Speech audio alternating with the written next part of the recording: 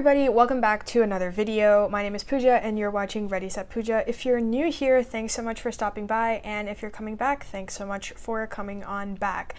I have not uploaded a video in like over a month, and I'm sorry. Things have just been really crazy. I have had a really busy few weeks at work. It's just been really insane. Life has been crazy. As I've mentioned multiple times throughout the summer, I have definitely been struggling with managing my routine that I'd created for myself during quarantine, which included making videos and uploading them on a pretty regular schedule, with going back to living a more normal life now that things with COVID are starting to loosen up a little bit. Things are getting a little bit safer. There's more just opportunities to get out and see people. So, I don't know, I'm sure everyone's been kind of struggling with that. I've definitely been struggling with that, so I appreciate the patience that all of you have shown in me not uploading anything. Not that anyone really cares, because you're probably watching a lot of other stuff, but I felt the need to say something about the fact that I haven't uploaded in a while. But after this video, I do actually have a vlog coming soon that I filmed like over a month ago and I just never edited, so I'm going to do that after I edit this video and upload it. And so at least for the next 2 weeks, there will be regular uploads. And then we'll see again. I don't know. Things can get crazy, but yeah. Anyways, so today's video is going to be my September wrap-up. I am well aware that it is past, like, it's the second half of October now, but you know what? We're gonna do it when we have time to do it, and hopefully these books are still interesting. I think they are, so I'm excited to talk about them. I did read 4 books in September. Of those 4 books, I had like one like sort of high fantasy book, had one YA fantasy book, one more serious historical fiction book, and then one nonfiction book. So I feel like I had a pretty good diversity of things that I was reading. But yeah, let's just jump right on in. The first book I read in September was The Jasmine Throne by Tasha Suri. This is a behemoth of a novel that I actually read while I was on a solo trip in Minneapolis, and so that's the vlog that I'm going to be uploading pretty soon. So I won't go into too much detail about this book right now, but basically in this book we follow our 2 main characters, who are 2 women living in an Indian-inspired fantasy world. Their names are Priya and Malini. Priya is sort of this lowly maid who actually has like a more secret past that we find out as the book goes on, and Malini is actually the exiled princess.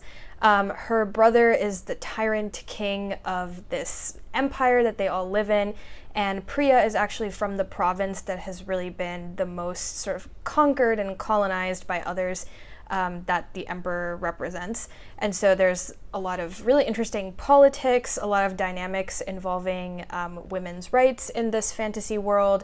And of course it is a sapphic romance, so that is something you have to look forward to, which is, I just thought that this book was like fascinating, and it's like so groundbreaking, I feel like, to have both a South Asian inspired fantasy world in the first place with mostly female main characters in the second place, and then 3 to like make it a sapphic romance is like something you never see. So I thought it was just like an incredible piece of representation, but then also it was like a really interesting book, and it had me going for the whole time. I was really interested to find out, you know, what happens next in every page. I mean, it was such a page turner. The adventure was so great, and the politics that sort of tie everything together and the storyline really made a ton of sense to me. So I really, really enjoyed this. I think the representation helped me enjoy it even more. And like, for me, being of a South Asian background and sort of having reference of a lot of these, you know, older Indian histories and things like that, for me it was kind of easy to see like, oh, I can see what this is inspired by in Indian and Hindu mythology and history. And I think that really added to my experience. So that may not be the same for everyone, but I think for me specifically, it was fantastic to get to experience that while reading a fantasy novel written in English. So loved this, highly, highly recommend. It was great. And I'll obviously go into more detail in the vlog, but really like this one. The second book that I read was At Night, All Blood is Black by David Diop, which did win the 2021 International Booker Prize, which is why I picked it up, because I thought I should probably read that. It's written by a French author, David Diop, as I mentioned, and it's actually a really, really interesting, impactful, and deeply disturbing book, despite its pretty short length. It basically takes place around the time of World War I and follows Alpha Ndiaye, who's the main character, who is actually a Senegalese Frenchman. And he is fighting in World War I and basically goes through some crazy amounts of trauma in that process, where his best friend is injured significantly and asks Alpha to actually kill him because he doesn't want to bear the pain of like dying a slow death, and he's not able to do that. And then he's never able to recover from that trauma, and that turns him into an extremely violent person later, and it kind of follows his journey dealing with that throughout the book. It was a very difficult book to read. It was not easy, and it really made my head spin in some parts. It was very violent, but I think it's a very important read and really illuminated, an experience of PTSD, basically, I guess, that I hadn't really thought about in depth before. So beautifully written book, really, really stunning, and really emotional as well. The next book that I read in September was A Chill in the Air by Iris Origo. So Iris Origo is actually an Italian author who lived through the time period of World War II. And I think there's actually another installment of this series, actually, but this book takes place during 1939 to 1940 and is just Iris's diary, basically, during that time while she was living in Italy.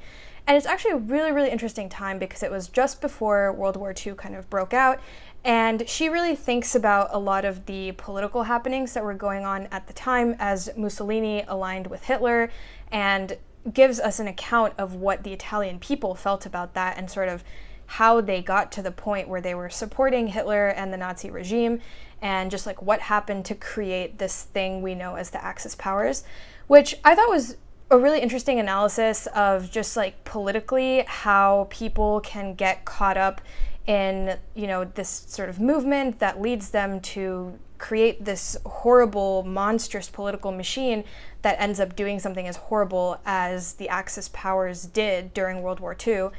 Of course, that's not to say that the Allied powers are not, guilty of horrible traumas that they inflicted upon people as well. I think that's something that's very much glossed over in the history that we learn in American schools. We kind of learn World War II from this perspective of like these heroic allies led by FDR and Churchill that defeated the evil Axis powers, and we never learn about all the horrible things they did too. But it's like, obviously that doesn't excuse anything that the Axis powers did, but it's just like everyone's kind of horrible when it comes to war, and that is never a perspective that's discussed.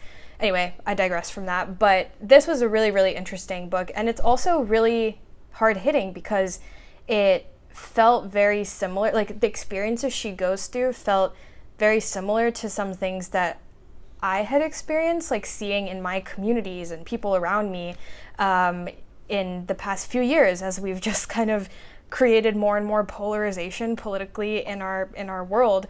So it's a little jarring because you read stuff like this where it shows how just normal people end up supporting an effort like Mussolini's and Hitler's, and you're like, oh crap, like that could happen in my world too, and is happening to some extent. So it's very scary to think about, where we've already been as a world and where we might be going in the future. So, but I think people should read this and understand that and have that same realization. But I'm also looking forward to maybe picking up the other book that she wrote that's the same war diary that takes place in a different time period, but very interesting analysis. And then the last book that I read in September was Arusha and the Song of Death by Roshani Chokshi. So if you'll recall, I actually made a video where I talked about the first book in the Arusha series, which was Arusha and the End of Time, which I read last year. This is basically a part of the Rick Riordan Presents series, where he has worked with female authors from different cultures around the world to create basically the same concept as Percy Jackson, of like these demigods that are born of one mortal parent and one sort of divine or godly parent, and they go on adventures to like save the world. And it's actually like I thought it was like an amazing concept. I loved the Percy Jackson books as a kid, and when I saw that there was a series that was based on Hindu mythology, I was like, bruh, the representation was amazing. And I was like, this is something that I would have just loved having this as a kid, and I would have been all over it. So I was like, these are books meant for 12-year-olds, but I'm just going to read them anyway because it's just awesome that they exist. And so I read the second one, and then quickly also read the third and fourth ones. The fifth one's coming out next year, which I'm very excited for because I think that's the finale. So yeah, it was great. It was, you know, a fun little simple fantasy. She throws in a bunch of like modern references off of Gen Z things, which I thought was really cute. I love that the characters have this camaraderie and this beautiful relationship. And of course, for me, the most impactful part was that I was able to see myself in Aru and in Bryn and in the other characters in the series. And I was like, this is me as a kid, and I'm so happy that this exists now for other kids who are in this age group of middle grade readers. I'm so excited to like buy this and like give it to my cousins and stuff like that who are, you know, in that 10 to 13 age group and who would really enjoy this and I think feel seen by it. So I just think it's an amazing concept. The book is like cute, whatever. It's not really like the most, it doesn't make you like think a ton or isn't like the most, you know, stunning book or anything like that, but it is really beautiful to have that in the world, and I think is well written, does a great job of incorporating Hindu mythology, and I don't know, I was just fangirling over it the whole time. It just made me really happy. It was like a nice thing to read while I was having like tough days otherwise. So yeah, I really enjoyed them, and I'll talk about the last two books in the series in my October wrap up, so stay tuned for that. Alright, so that's all the books that I read in September. It was a fun month of reading, but also just a rough month otherwise with just things going on in life, but I'm hopeful that things get better. I'm excited for all the fall vibes. It's actually pretty cool outside today. It's super sunny, as you can see, but it is pretty cool weather. I'm excited for like pumpkins and cider and all those types of things, which is going to be fantastic. So yeah, I hope you are also having a wonderful time wherever you are. As usual, don't forget to like this video, subscribe to the channel, and leave a comment if you have something to say about what I had to say. And yeah, I will see you guys next time, and I promise I will be a little more regular about uploading videos. So yeah, all right, have a good one. Bye-bye.